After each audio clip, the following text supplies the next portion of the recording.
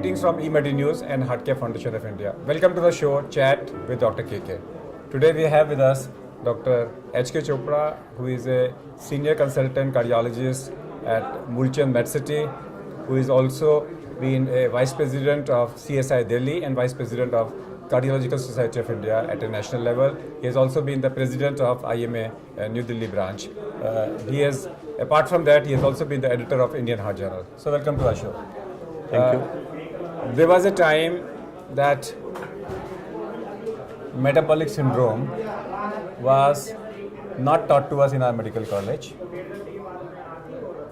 There was a time in our mythology, except for Lord Ganesh, nobody else had pot belly obesity. And yet Lord Ganesh was not mentioned to have diabetes. He was not mentioned to have high blood pressure. He was not mentioned to have suffered from a heart attack. That means the incidence of pot belly obesity, if I link it as a parameter or an indicator of metabolic syndrome, was hardly any in our mythology. But today we talk about 37, 50, 60, 67%. In our Perfect Health Mela series, 67% of the people had metabolic syndrome. In a routine survey, we have 37% of people having metabolic syndrome. What is that thing which is causing metabolic syndrome in our? I think it's a very, very important issue in India that the metabolic syndrome is steeply rising in our country.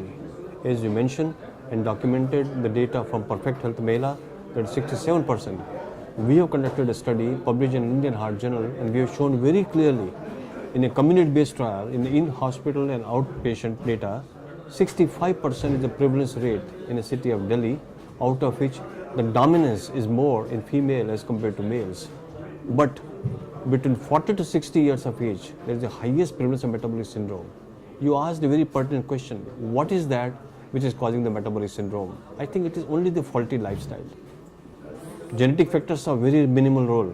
It is a faulty lifestyle, sedentary habits, eating the wrong food at a wrong time, in a wrong place, in a wrong dose, in a wrong environment is the main factor. People are switching to fast food without realizing what exactly is fast and how much detrimental it is for them. People are sticking to wrong habits. That is the main crux of story. People drink alcohol voraciously at times, which is detrimental. And I think it is the lifestyle, the method of eating food, and the type of food they are consuming, which is the key factor. Besides, stress is playing also a very important role. Let me go back to again mythology. Probably because people say being an Indian is a risk factor for heart disease. Sure. Indians were same in our mythological era also. Sure. Except for Raja Dasharath, nobody has been mentioned to have a heart attack. Sure. And today's rulers, you find 30% of them had either bypass surgery or sure. angioplasty done. Sure. So what was there in our mythology? Now I'll give you a hypothesis. And my hypothesis is based on an observation. And the hypothesis is that, and this is a fact, that metabolic syndrome is due to insulin resistance and insulin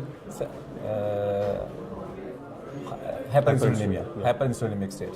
And it is linked to eating refined carbs, excess of carbs. If you go back to our mythology, there was a very clear-cut evidence that 80 days in a year, you will not eat a carb. One day in a week, you will fast, no carb. Yeah. One day extra in a month, you will not eat carb. And twice in a year, 9 days each, Navratra, you will do, and you will not eat carb. Yeah. Was that preventing metabolic syndrome? I think it's a very important question you raised, KK, that the discipline was more in our ancient wisdom. People are becoming indisciplined now. And it is the indiscipline which is generating more stress and changing the mindset for everything. And that is the main cause of metabolic syndrome. I personally believe we were less literate but more disciplined. Today we are more literate but indisciplined. So mindset needs to be changed. Mindset needs to be changed. Now let me come back. If an ordinary person, if I have to screen people for metabolic syndrome, what do I do? Screening test must include?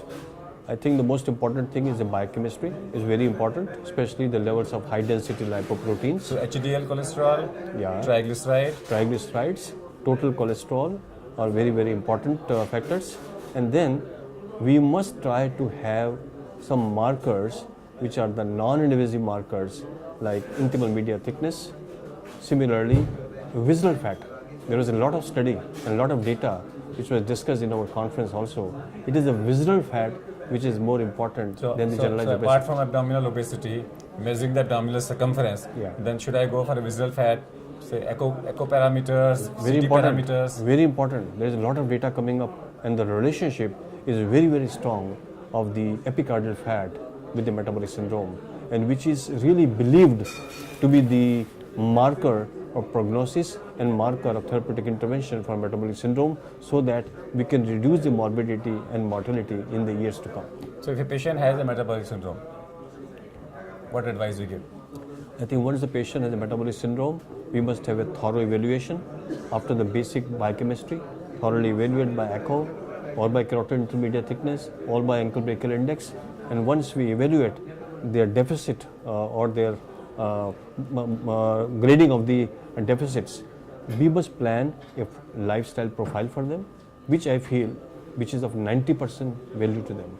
And then Reduce weight significantly, and then reduce or understand the dietary profile which they should consume, which is very important, and then how they can manage the stress so that they can change their mindset, and their mindset perception is very, very important. Optimization of lifestyle is the need of the hour if you really want to change the profile of metabolic syndrome. What about metformin? Should we give it routinely in all such cases? I think there is a lot of data to support the role of metformin in reduction of insulin resistance and hyperinsulinemia. How much it percolates in the form of a reduction of all the markers of metabolic syndrome is yet to be seen. But I'm sure there are some studies which are giving the information. Metformin is the only drug which is available today to show a reduction in the insulin resistance and hyperinsulinemia. So going away from metabolic syndrome, what are your hobbies?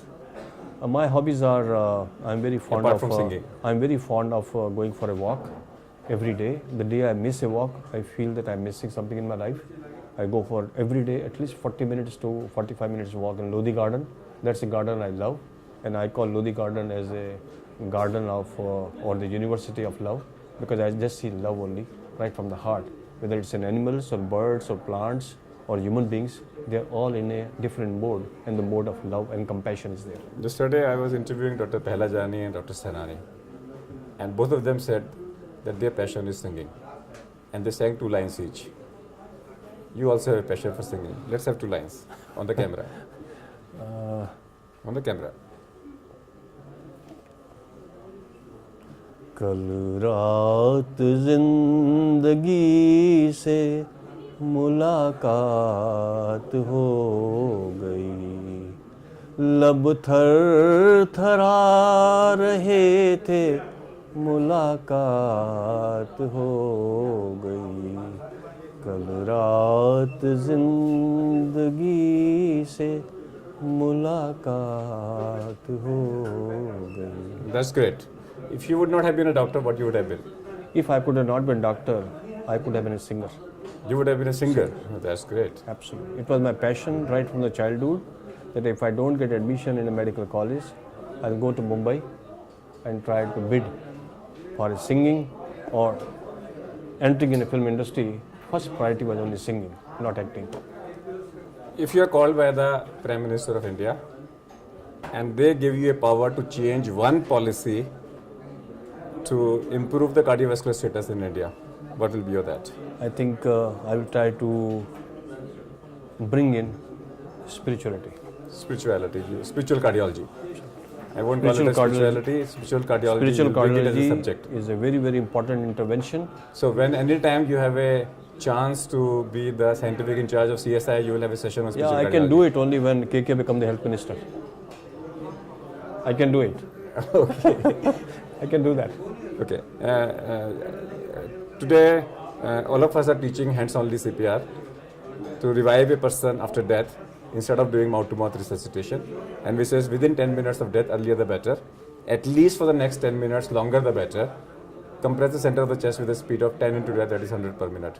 Do you feel that CPR should be taught to everybody? I need to congratulate KK for this initiative which was started almost 30 years ago. And I really enforce you, request you to kindly continue this effort. It's a need of the hour, and Indians, they need to be educated right from the school age. They like to go to all the corporate world. Everybody should be taught and bring the awareness about CPR. That's the only method we can reduce the morbidity and mortality by sudden cardiac death. And I think it's the need of the hour. It's a very, very important effort in the public interest. And I think you are the right man, since you are already engaged for the last 30 years and doing this effortlessly, and you had a lot of data in the textbooks as well as in the books on CPR. And I think this is a very, very good initiative, which I really request you to continue in the interest of the public health. So what Dr. HK feels is that CPR should be, as a campaign, should be picked up by more and more people. And he says that if he would not have been a doctor, he would have been competing with people like Shan. And instead of, he said that if he was a cardiologist, he aims at becoming the president of CSI. If he was not, he would have been giving a show in CSI. He would never leave the link with CSI. Thanks for being with us. Thank you, Vidas. Thank you, KK. That's all for today. We'll come back with one more show. Till that, goodbye. Thank you.